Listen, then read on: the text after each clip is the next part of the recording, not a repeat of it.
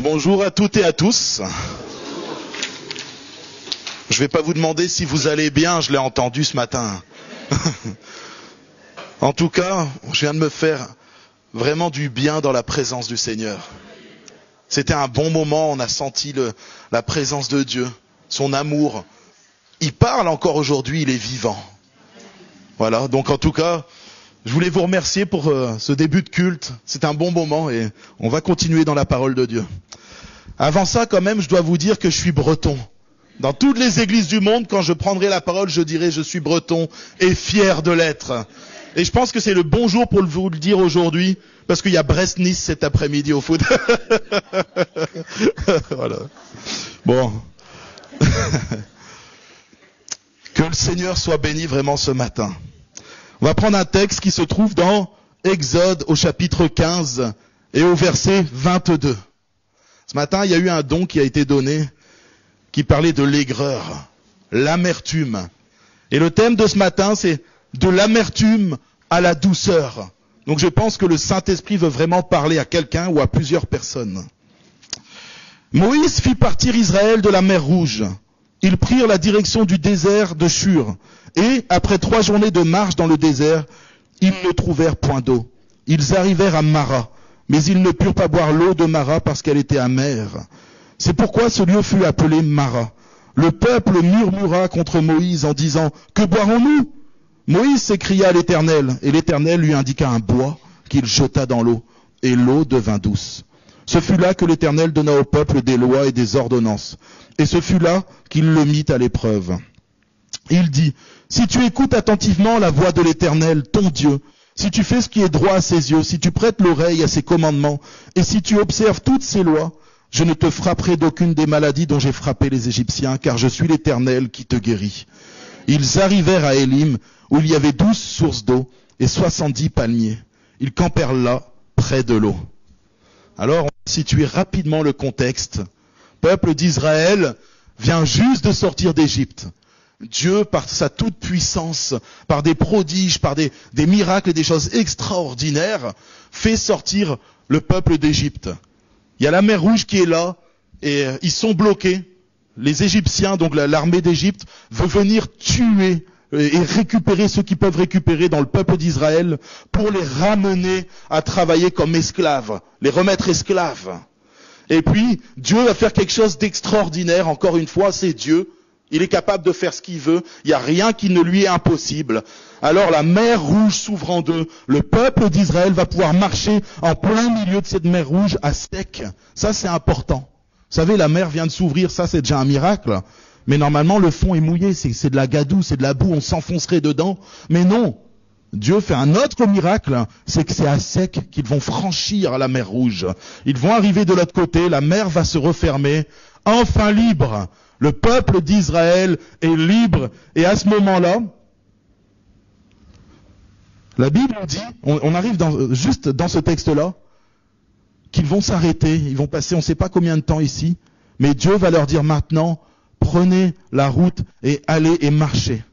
Après 3 jours de journée, de marche dans un désert torride, difficile, ils vont chercher de l'eau. Là, le texte nous dit, ils cherchent de l'eau. Et puis, vous savez, ils arrivent à Mara, une source, et là ils se disent « Waouh, c'est super, on a enfin trouvé de l'eau ». J'imagine que le premier à mettre la tête dedans et à boire « Waouh, de l'eau amère, quelle horreur !» Et là le peuple se met à murmurer et à râler. Qui aurait fait mieux que ce peuple ? Je baisse ma main. Voilà. Et d'ailleurs, je vais vous le dire, quand j'étais jeune, j'allais dans une colonie chrétienne, à l'Opérette. Et ils aimaient bien nous faire marcher. Alors, vous savez, nous les jeunes, je me mets dans les jeunes même encore aujourd'hui. Hein. Vous savez, j'avais à peu près 13 ans. Et les jeunes à 13 ans n'aiment pas marcher, surtout aujourd'hui. Peut-être qu'avant, les gens marchaient beaucoup plus. Mais les jeunes, en tout cas, ne voulaient pas marcher. Et nous, on ne voulait surtout pas marcher. Et puis, ils nous disent... Les moniteurs, voilà, on va aller à une plage, elle est superbe et tout ça. Elle s'appelle Logona Daoulas. Bon, c'est un nom breton, vous ne connaissez pas, c'est normal. Et voilà. Et donc, miracle déjà, ce jour-là, il fait très chaud. Pour la Bretagne, je peux vous assurer que c'est particulier. Alors, on commence à marcher. Ils nous disent pas combien de kilomètres on avait à marcher. Parce que s'ils nous l'avaient dit, on aurait dit non tout de suite, on aurait râlé. Vous savez, les Bretons sont un peuple de râleurs. Il faut vraiment que Dieu vienne sanctifier leur cœur pour vraiment que ça aille mieux. Et donc, on commence la marche, il faisait chaud, les moniteurs nous disent, surtout, apportez vos gourdes, n'oubliez pas vos gourdes. Parce qu'il fait chaud et il va falloir que vous puissiez vous hydrater, vous devez boire pour ne pas avoir de problème. On prend la route, on marche, et puis ils aimaient bien nous faire chanter cette chanson 1 kilomètre à pied. Ça, alors, sauf que 13 kilomètres plus loin, on était tous éreintés. Nos gourdes étaient vides, on avait 15 kilomètres à faire à peu près. Nos gourdes s'étaient vidées. Et puis là, tout bon breton qu'on est, on se met à râler. Oui, on avait un de nos moniteurs qui s'appelait Benjamin Besnard, qui est pasteur aujourd'hui d'ailleurs. Et on lui dit, ouais Benjamin, qu'est-ce que c'est que cette histoire? Je dis, c'est pas normal, vous nous faites marcher, il fait chaud, nos gourdes sont vides, et on râle, et on râle, et on râle. Benjamin, qui est très calme, je dis, vous inquiétez pas, on est bientôt arrivé. Combien de kilomètres encore? Bientôt. Il voulait pas dire de chiffres parce qu'il savait que là, on était une trentaine de jeunes ados, on n'aurait pas été contents. Et puis à un moment, on voit comme un lavoir. En Bretagne, ça se faisait de moins en moins, mais avant, il y avait des lavoirs sur le bord des routes, des vieilles routes comme ça, et il y avait des robinets. Et alors, on est tous heureux, les jeunes, on commence à courir vers ce point d'eau. Et là, il y a marqué « eau non potable ». Comment vous expliquer que là, un sentiment de colère, d'amertume est venu envahir, peut-être moi en premier, je me rappelle plus, mais je vais dire que c'est quelqu'un d'autre, c'est toujours mieux que ça soit les autres. Alors, à ce moment-là, le premier se met à râler, et là c'est tous les jeunes qui se mettent à râler. Ouais, c'est nul! On aurait dû prendre le bus, parce qu'il faut savoir que la colonie avait un bus. Et ce bus arrivait à midi, donc nous on devait arriver à peu près vers midi à la plage, pour nous apporter à manger. Et nous on dit, mais pourquoi on n'est pas monté dans le bus? Mais vous rigolez, il n'y a plus rien à boire. Bon, on a fini par arriver à bon port, et puis ils avaient de grands jerrycans d'eau, on a pu boire. Mais sur le moment, on était très fâchés qu'il y ait un robinet qui ne serve à rien du tout sur le bord de la route. On comprenait pas comment est-ce que c'était possible. C'est un peu ce que le peuple a vécu. Ils arrivent éreintés après 3 jours de marche, et là ils ont une source qui ne sert strictement à rien. Combien de fois dans nos vies on n'a pas eu le cœur desséché, on n'a pas cherché des sources d'eau rafraîchissantes? Vous savez, sur Terre aujourd'hui, il y a des pénuries d'eau dans certains endroits, dans certains pays, d'ailleurs dans beaucoup de pays. Nous on fait partie des rares privilégiés à pouvoir ouvrir le robinet comme ça, à laisser couler l'eau pour rien. On a même de l'eau potable pour nos toilettes. C'est quand même quelque chose d'impressionnant. Alors que dans des pays, les gens n'ont pas assez d'eau. Nous sommes des privilégiés. Dans certains pays, on a appelé l'eau l'or blanc. C'est quelque chose qui est de plus en plus rare. Et les chiffres officiels disent qu'il y a à peu près 2 milliards de personnes sur la Terre qui ne peuvent pas boire librement. C'est quand même énorme. Nous sommes dans un monde où l'eau est une denrée rare. Alors merci Seigneur que nous soyons en France, mais n'oublions pas que c'est un privilège que nous avons de vivre dans ce pays. D'accord? Alors mon premier point ce matin, je l'ai appelé Mara. Mara, ça veut dire amer. Et j'ai été sur un site, je ne sais pas ceux qui connaissent quoi de neuf docteur. C'est un site médical où ils viennent donner plein de choses et j'ai aimé la définition de ce site qui dit l'amertume est un sentiment durable qui mélange à la fois la tristesse et la rancœur. Si elle est souvent liée à une humiliation, une déception ou un sentiment d'injustice, elle affecte surtout les relations avec les autres. La Bible nous dit qu'un esprit amer nous empêchera d'être une bonne source. Dieu veut retirer cette amertume des cœurs quand elle est là, quand elle est présente. D'où peut venir l'amertume? C'est important. On est chrétien aujourd'hui, mais on ne l'a pas toujours été. En tout cas, moi, je ne suis pas né chrétien. Peut-être que vous, c'est le cas. Mais à un moment, il y a le choix. Je pense qu'il y a ce choix et Et entre le moment où on fait le choix de choisir Jésus, de l'accepter comme Seigneur et Sauveur, il a pu nous arriver toutes sortes de choses dans nos vies. Alors je ne vais pas faire mon témoignage aujourd'hui, mais j'ai vécu une vie difficile, loin de Dieu, jusqu'à peu près mes 27 ans. De mes 13 ans à mes 27 ans, j'ai commencé progressivement à m'écarter de Dieu. Et la vie ne m'a pas épargné. J'ai même envie de dire que la vie a essayé de me détruire. Le monde et l'esprit du monde a essayé de me détruire. Et parfois, avant d'être chrétien, on a pu vivre des traumatismes dans notre vie. Des choses qui nous ont violentés, des circonstances qui nous ont blessés. Et bien sûr, le péché est là, présent parmi nous, en nous. Et ce péché-là nous pousse à avoir un esprit de vengeance. Quand quelqu'un nous blesse, un esprit de colère, rempli d'amertume et de rancœur.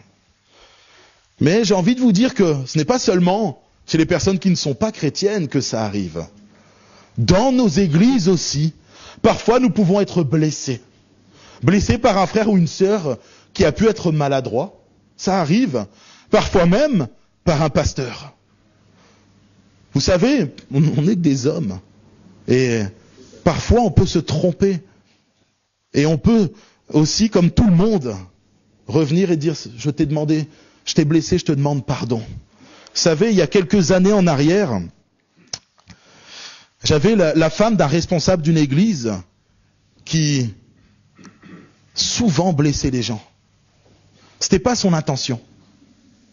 C'était une femme qui aimait Dieu, elle était sincèrement remplie de l'esprit, mais elle avait subi des choses dans son passé qui l'avaient démolie, qui l'avaient détruite. Et cette femme, en fait, dès qu'elle s'adressait aux gens, dès qu'il y a quelque chose qui n'allait pas dans son sens, elle allait s'irriter, se fâcher et blesser les personnes. Au point où même, parfois, certains ont fini par quitter l'église. Je me rappelle, un jour, ma femme et moi, on a été visiter une femme qui ne venait plus à l'église. Et dès qu'on prononçait certains mots comme « Tiens, on te voit plus à l'église, pourquoi tu reviens pas ?» Une colère s'enflammait dans le cœur de cette femme. Elle s'irritait.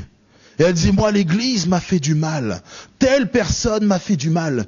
Et le fait de juste prononcer certains mots réouvrait une blessure dans son cœur. Et à un moment, à force de côtoyer cette femme du responsable, je me suis rendu compte qu'elle aussi, elle avait été blessée. Et quand on a été blessé, et qu'on n'a pas laissé le Seigneur cicatriser le fond de nos cœurs, alors quelqu'un qui est blessé et qui n'a pas réglé sa blessure finira aussi par blesser les autres.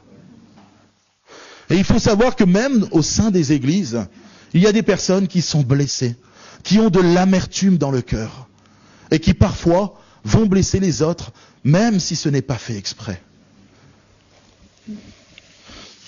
L'auteur de l'Hébreu dira au chapitre 12, au verset 15, « Veillez à ce que nul ne se prive de la grâce de Dieu. » À ce qu'aucune racine d'amertume poussant des rejetons ne produise du trouble et que plusieurs n'en soient infectés. Vous savez, l'amertume est contagieuse. Je l'ai remarqué maintenant, et je pense que Jean pourrait en parler bien mieux que moi, il a bien plus d'expérience que moi dans le domaine des églises. Mais souvent, l'amertume, c'est quelque chose de contagieux. Il y a une personne qui va être irritée, qui va râler assez souvent, qui va toujours voir le verre à moitié vide. Ah!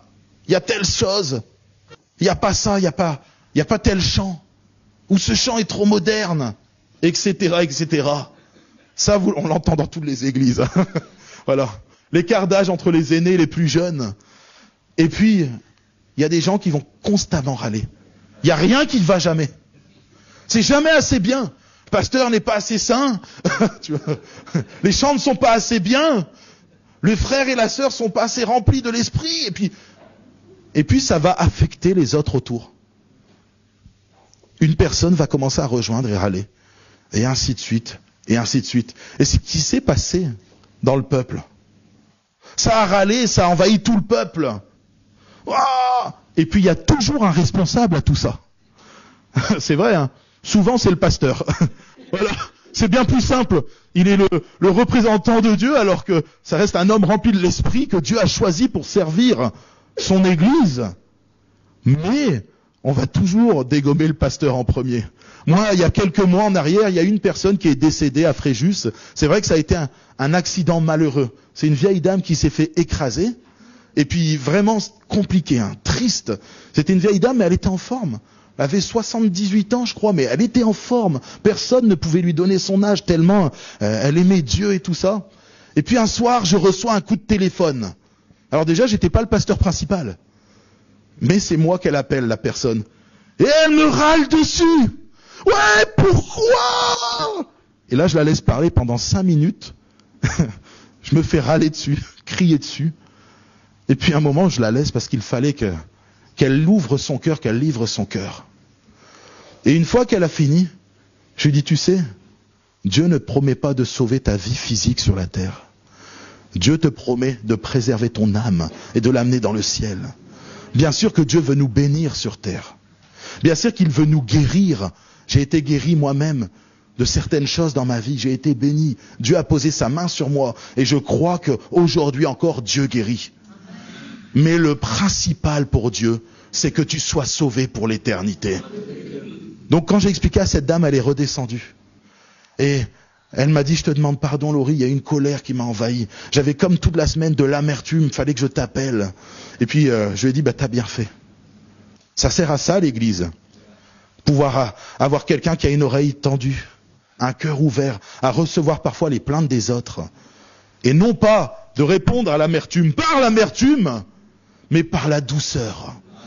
Voilà. L'auteur de Jacques nous dira aussi, au chapitre 3, au verset 14, « Mais si vous avez dans votre cœur un zèle amer et un esprit de dispute, ne vous glorifiez pas et ne mentez pas contre la vérité. Cette sagesse n'est point celle qui vient d'en haut, mais elle est terrestre, charnelle, diabolique.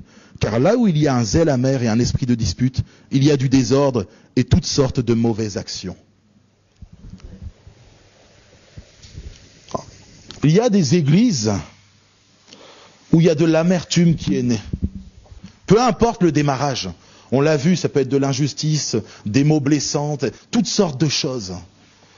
Mais dans combien d'églises il n'y a pas eu des divisions? Des choses qui sont horribles, qui n'auraient jamais dû avoir lieu. Parce que l'église représente Jésus-Christ. L'église est remplie du Saint-Esprit, de l'Esprit de Dieu. Et c'est un esprit qui nous unit les uns avec les autres. Il peut y avoir des désaccords. C'est normal. Par exemple, il y a des différences entre les ministères. Moi, j'ai déjà vu des ministères, l'évangéliste et l'enseignant, souvent, ils se comprennent pas. Et dans des pastorales, on les voyait en train de « Oh, mais non, il faut aller chercher les âmes !» Et puis, l'évangéliste va s'irriter. Il va dire à l'enseignant, mais pourquoi tu restes dans l'église? Il faut sortir.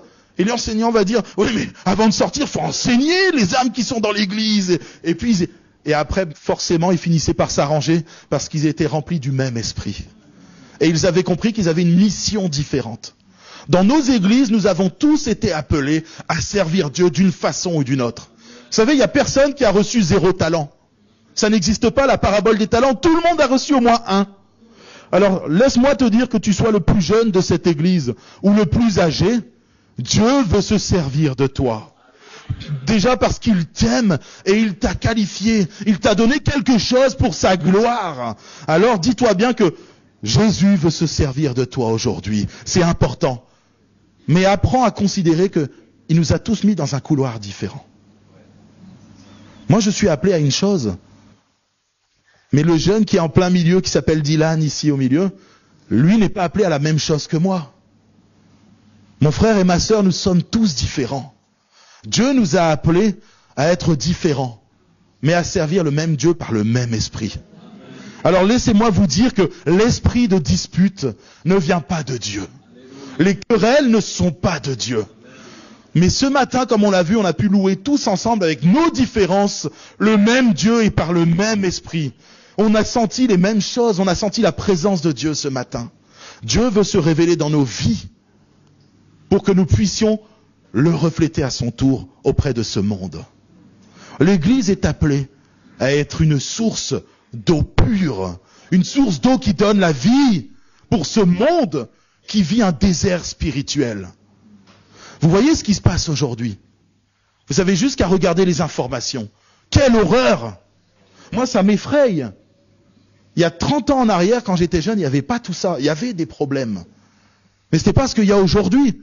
Et puis, les aînés me diront, ouais, mais toi, il y a 30 ans, tu dis, mais il y a 50 ans, 60 ans en arrière, c'était encore autre chose. Et on voit que le monde se dégrade. On voit que les ténèbres sont en train de prendre de plus en plus de place dans le cœur des gens. Les mentalités sont en train de changer. Et le diable essaye de pervertir tout ce que Dieu a créé. Ce monde souffre. Ce monde est en souffrance. C'est un désert spirituel. Et ce matin, ce monde a besoin de l'Église, plus que jamais. Ce monde a besoin de l'Église, non pas parce que c'est l'Église, mais parce que Jésus est au centre de l'Église. Jésus est la source d'eau vive. Et ce matin, j'ai envie de vous dire simplement, Dieu veut peut-être révéler l'amertume qu'il y a dans des cœurs. Non pas pour pointer du doigt et dire toi tu es mauvais. C'est pas ça que Dieu veut faire. Dieu veut révéler l'amertume qu'il peut y avoir dans des cœurs pour la retirer. Afin que nous soyons déjà libérés nous-mêmes premièrement de cette amertume. Parce que l'amertume, ça ronge les cœurs. Ça détruit les vies. Vous savez, quand j'étais pas chrétien, j'étais rempli d'amertume. Dès qu'on me faisait du mal, alors tout de suite dans ma tête, ça a explosé. J'étais quelqu'un de nerveux, de bagarreur. Alors, je le ferai plus jamais. Mais avant, j'enlevais mon t-shirt pour en découdre. Voilà. Dans la ville où j'étais, quand les gens savaient que j'enlevais mon t-shirt, c'est qu'il allait avoir bagarre. Dieu est venu, rassurez-vous, il m'a transformé. Vous pouvez venir me dire les choses. Aujourd'hui, je suis rempli d'amour et de paix. Mais à l'époque où Dieu n'était pas dans ma vie, j'étais quelqu'un qui était rongé par la colère et l'amertume. Je voulais tout le temps, quand on m'avait fait du mal, me venger. Jusqu'à un moment où je complotais, j'essayais d'imaginer le meurtre parfait pour me venger de mes ennemis. Vous vous rendez compte comment j'étais atteint de folie? Le problème, c'est que les autres personnes avaient continué leur vie. Moi, 2-3 ans après, ça travaillait encore dans mon cœur. Quand de temps en temps je pensais à eux, ça me rongeait et j'étais pas bien. Et je passais des nuits à penser à comment j'allais pouvoir me venger. Vous savez, à ce moment-là, j'étais esclave de cette amertume. Esclave de cette amertume qui essayait de me pousser à comploter des choses malsaines. Laisse-moi, mon frère, laisse-moi ma sœur te dire ce matin que si tu as de l'amertume dans le cœur, le premier qui en est affecté, c'est toi. Certains médecins ont dit que la colère et l'amertume produisaient différentes maladies.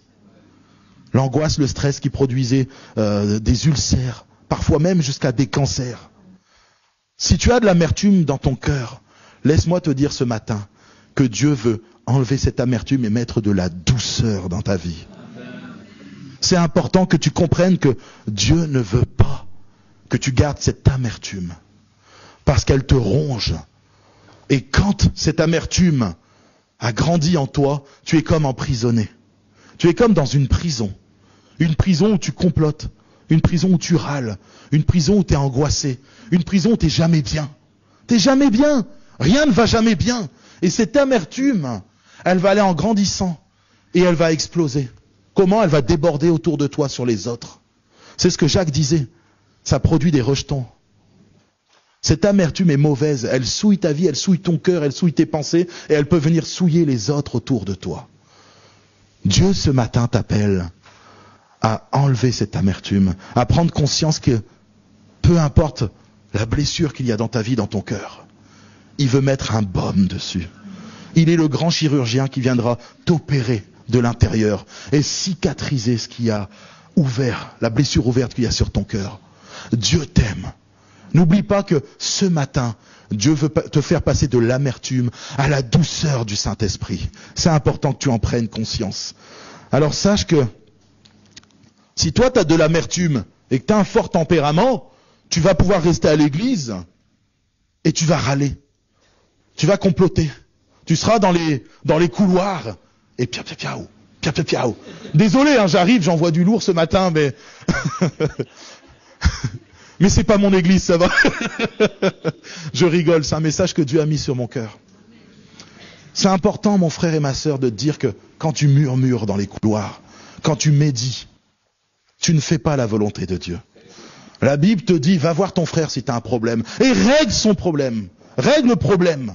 C'est important que tu prennes conscience que Dieu te demande, plutôt que d'aller médire et murmurer, d'aller voir ton frère directement et de trouver une solution pour régler le problème. Parce que la solution, il y en a toujours une en Jésus-Christ. Je crois qu'il peut y avoir des églises sans murmure. Je pense qu'il peut y avoir des églises où tout va bien. Bien sûr qu'il y aura des moments où on va se chahuter un petit peu. Il y a un pasteur, quand j'étais à Orléans, le pasteur de mon église disait tout le temps, le frère aiguise le frère. C'est pas le fer aiguise le fer, c'est le frère aiguise le frère. C'est vrai que parfois on doit s'aiguiser. Mais c'est ça qui fait l'église de Christ. On est différents et on grandit ensemble. On peut avoir certaines différences, c'est pas un souci. Je vous parle pas d'accepter les compromis. Attention, c'est différent. Mais d'accepter la différence qu'il y a chez ton frère ou chez ta sœur. Oui, avant c'était différent. Oui, tu as connu ça. C'est bien. Et gloire à Dieu pour ce temps où tu as été béni. Mais aujourd'hui, l'église, elle avance. Elle évolue, elle grandit. Paul se disait, chez les Grecs, je me suis fait grec. Chez les Romains, romains. Chez les Juifs, juifs. Aujourd'hui, il faut pouvoir toucher le monde. Non pas forcément avec les moyens du monde, mais avec la puissance du Saint-Esprit. Avec la puissance du nom de Jésus. Laisse-moi te dire ce matin que, c'est pas parce qu'il y a une musique qui change un petit peu, que tout de suite, le diable est rentré dans l'église. Si cette musique glorifie Jésus, si elle met Jésus au centre, et elle t'amène à glorifier le roi des rois, sache que cette musique est bonne. C'est vrai que maintenant, il y a d'autres musiques moins bonnes. Un jour, j'étais dans une église, puis j'entends une chanson. Oh, l'air était super. One in love, marcher dans l'amour. Et là, tu dis, waouh! Ah, l'air est sympa. Les paroles sont... Puis en fait, j'écoute. J'ai un moment marcher dans l'amour. De quel amour elle parle? De quoi elle parle? Il n'y avait pas le nom Jésus. Ça parlait pas de Dieu. Ça parlait pas du Saint-Esprit. Ça parlait pas du tout de Dieu. Et donc, je me suis dit, ce n'est pas sa place dans l'église. Ce genre de musique n'a pas sa place le matin à un culte. Nous sommes là pour louer et adorer le roi des rois. Voilà. Donc laisse-moi te dire que quand c'est juste des différences musicales ou des choses qui sont secondaires, qui ne concernent pas le salut et qui ne te poussent pas au compromis, ne te dispute pas avec un frère ou une sœur pour de telles choses. C'est des choses inutiles. Le Seigneur ce matin t'appelle à considérer que c'est son église et que c'est lui qui règne au sein de son église et que ce matin, il veut ôter l'amertume qu'il y a dans ton cœur.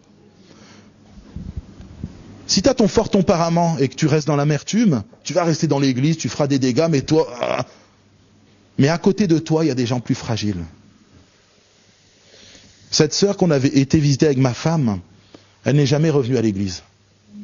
On l'a encouragée quand même, on l'a suivie pendant un temps, surtout ma femme. On l'a encouragée à aller dans une autre église. Mais elle avait peur des chrétiens parce qu'elle avait été blessée. Vous savez, si nous on peut supporter certaines choses, la Bible nous dit de faire attention aux plus fragiles. Et le fait que parfois nous médisions contre les uns ou contre les autres, que nous critiquions, que nous murmurions, comme le peuple d'Israël a fait. Nous ne faisons pas la gloire de Dieu, mais bien au contraire, nous pouvons même briser des vies. Briser des gens qui sont fragiles dans leur foi.